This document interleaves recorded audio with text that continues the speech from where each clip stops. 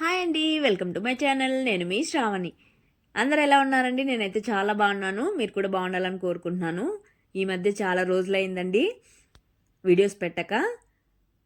కొద్దిగా వాయిస్ అనేది చాలా ఇబ్బందిగా అనిపించి పెట్టలేదు. ఇవాళ అయితే ఒక మంచి స్వీట్ రెసిపీతో అయితే మీ ముందుకు వచ్చేసాను. దీన్నైతే గోధుమ రవ్వతో చేసుకుంటామండి. చాలా టేస్టీగా భలేగా ఉంటుంది. ఒకసారి తప్పకుండా ట్రై చేసి చూడండి. లేట్ చేయకుండా ప్రాసెస్లోకి అయితే వెళ్ళిపోదాం. ముందుగా అయితే ఒక బౌల్ తీసుకొని నేను ఇక్కడ చూపిస్తున్న మెజర్మెంట్స్తో అయితే 1 కప్పు బియ్యం, అలానే 1 కప్పు జీడిపప్పులు, అదే కప్పుతో 1/2 కప్పు గసగసాలు తీసుకొని మంచిగా వాష్ చేసుకొని నానబెట్టేసుకోవాలి. ఇది బాగా ఎంత నానబెట్టుకుంటే అంటే 2 అవర్స్ కానీ అలాగా మిక్సీ పట్టినప్పుడు మెత్తగా బాగుంటుంది. తర్వాత మీరైతే మాత్రం ఒకవేళ స్పూన్తో అయితే 2 to 3 టేబుల్ స్పూన్స్ తీసుకోండి, సరిపోతుంది. తర్వాత మరొక బౌల్ తీసుకొని ఇక్కడ చూపిస్తున్న కప్పుతోటి 1 కప్పు గోధుమ రవ్వ, అలానే 1 కప్పు పెసరపప్పుని తీసుకొని మంచిగా వాష్ చేసేసుకొని 1 కప్పుకి 3 కప్పులు వాటర్ అయితే వేసుకోవాలి. అంటే 6 కప్పుల దాకా వాటర్ వేసుకొని వీటిని అయితే కుక్కర్లోకి ట్రాన్స్ఫర్ చేసేసుకోవాలి.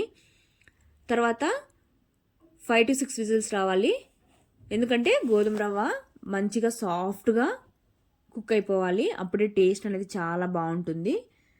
విజిల్స్ వచ్చిన తర్వాత చూడండి, ఈ విధంగా ఒకసారి స్మాష్ చేసేసుకొని స్టవ్ మీద మరొక కడాయి పెట్టుకొని నెయ్యి అయితే కొద్దిగా ఎక్కువే పడుతుందండి ఈ రెసిపీకి అయితే. నెయ్యి వేసుకొని ముందుగా అయితే జీడిపప్పులు కొద్దిగా లైట్గా వేయించుకున్నాక అందులోనే పచ్చి కొబ్బరి ముక్కలు ఇవైతే తప్పకుండా వేయండి, టేస్ట్ చాలా బాగుంటుంది.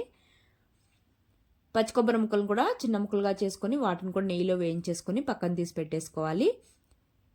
తర్వాత మనం కుక్కర్లో పెట్టుకున్న పెసరపప్పు, గోధుమ రవ్వను కూడా ఇందులోకి ట్రాన్స్ఫర్ చేసేసుకొని బెల్లం కూడా వేసేసుకోవాలి. నేనైతే ఇక్కడ కరిగించుకొని వడగట్టేసుకున్నాను ముందుగానే. బెల్లం కూడా 2 కప్పులు వేసుకున్నాను.